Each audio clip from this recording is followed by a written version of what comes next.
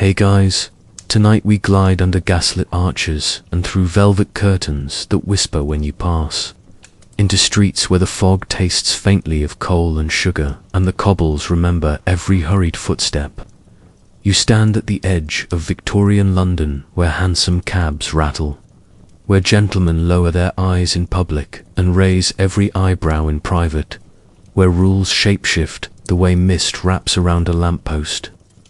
Your heart beats a little faster because, if we are honest, curiosity is a powerful force. Welcome to our sleepy history story, where tonight we're exploring the hidden side of Victorian England. Now, when we think of the Victorians, we often picture a very buttoned-up, proper society. Queen Victoria herself was the very image of moral rectitude, a symbol of family values and public decency. This was an era of immense progressing industrial innovation, scientific discovery, and expanding empires. But beneath this polished veneer of propriety, there was another world, a world of unspoken desires and complex social codes. It's this contrast that makes the era so fascinating. On one hand, you had a society that was almost obsessed with purity, especially for women. The ideal Victorian woman was the angel in the house, a domestic goddess who was pious, submissive, and completely uninterested in worldly passions. Public discussion of anything related to intimacy was taboo. Even the legs of a piano were sometimes covered with little pantalettes, lest they provoke improper thoughts. It's almost comical to us now, but this was the public face of the age. Yet, human nature doesn't just disappear because society tells it to. The more you suppress something, the more it finds other ways to express itself. And in Victorian England, it expressed itself in a multitude of ways, often hidden in plain sight. This wasn't just about a few rebellious individuals. It was a vast, intricate system of hidden culture that coexisted with the prim and proper world everyone pretended was the only reality. The very things that were publicly condemned were often privately explored. So, how did this work? How did an entire society maintain such a public image of purity while a whole other world thrived in the shadows? Part of the answer lies in the massive growth of cities, especially London.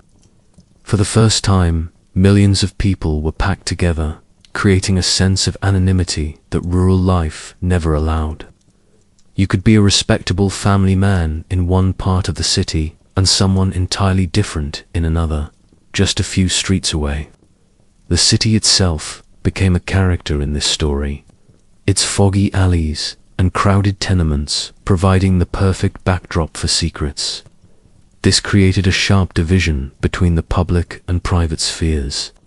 A gentleman's home was his castle, a sanctuary of family and respectability.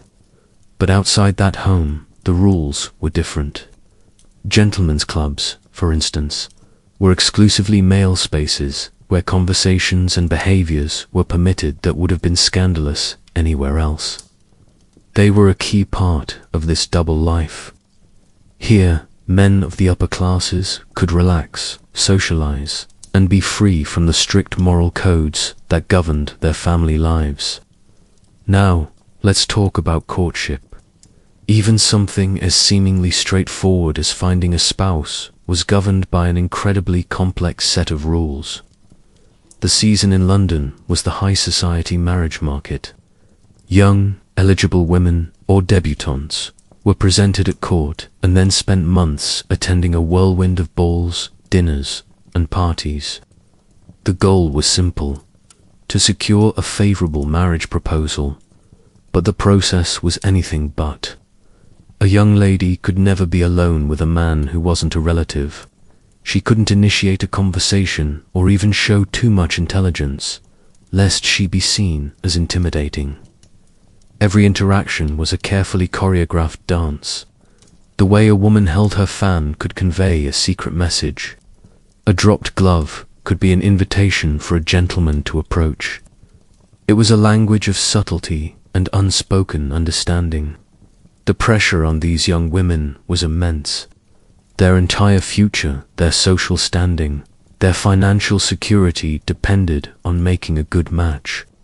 And a good match was almost always about wealth and status, with love being a fortunate, but often secondary, consideration. This rigid system of courtship and the emphasis on female purity had some interesting consequences. Because open communication was so restricted, people found other outlets. A huge market for literature emerged, but not all of it was what you'd call proper. While novels by Dickens and the Brontë sisters were popular, there was also a thriving underground trade in publications that were far more explicit. These were often disguised with plain covers and sold discreetly. They provided an escape, a way for people to explore ideas and fantasies that were completely forbidden in polite society. It was a form of rebellion through reading, a private act in a world obsessed with public perception. Another fascinating aspect was the rise of spiritualism and seance. In an age of scientific progress, it might seem strange that so many people, including highly educated ones, were drawn to the idea of communicating with spirits. But it makes sense when you think about it. The Victorian era was also an age of high mortality rates. Families were often touched by loss. Seances offered a sense of comfort, a hope of reconnecting with lost loved ones, but they also provided a unique social space. In a darkened room, holding hands with strangers, the strict rules of etiquette could be relaxed. The physical contact and emotional intensity of a séance offered a form of intimacy that was otherwise unavailable, all under the acceptable guise of spiritual exploration. It was another clever way the Victorians found to bend the rules without openly breaking them. The divide between the classes also played a huge role in this hidden world. While the upper and middle classes were bound by the strict code of respectability, the working classes were often seen by them as living outside these rules. This led to a kind of moral tourism, where men from the upper classes would venture into the poorer districts of London to experience a world they considered more real and unrestrained. These areas were often depicted in sensationalist journalism as places of danger and moral decay, which only added to their allure for some. It was a stark example of the hypocrisy of the age. The very behaviors condemned in one's own social circle were sought out and consumed elsewhere. This exploration of the other half wasn't just a private pursuit, it became a public fascination. Philanthropists, journalists, and social reformers wrote extensively about the conditions in the slums, often with a mix of genuine concern and morbid curiosity. Books like London Labour and The London Poor by Henry Mayhew provided a detailed, almost anthropological look into the lives of street sellers, beggars, and labourers. While these works served an important social purpose, they also fed the public's appetite for stories about the underbelly of society, allowing them to vicariously experience a life so different from their own from the safety of their drawing rooms. So, as we see, the Victorian era wasn't just black and white, proper and improper. It was a complex tapestry of shades of grey. It was a society struggling to reconcile its ideals of progress and morality with the timeless realities of human nature. The gaslit streets of London weren't just pathways of brick and stone. They were corridors between different worlds, different rules, and different lives. The Victorians may have tried to hide their secrets behind velvet curtains and stiff collars, but if you look closely, you can see them peeking out, whispering stories of a time that was far more complicated and far more interesting than we often imagine. It reminds us that every era has its public face and its private heart. I hope you've enjoyed this little journey into the fog of Victorian London. It's a reminder that history is not just about dates and facts, but about the real, complex lives people lived. Thank you so much for joining me for this sleepy story tonight.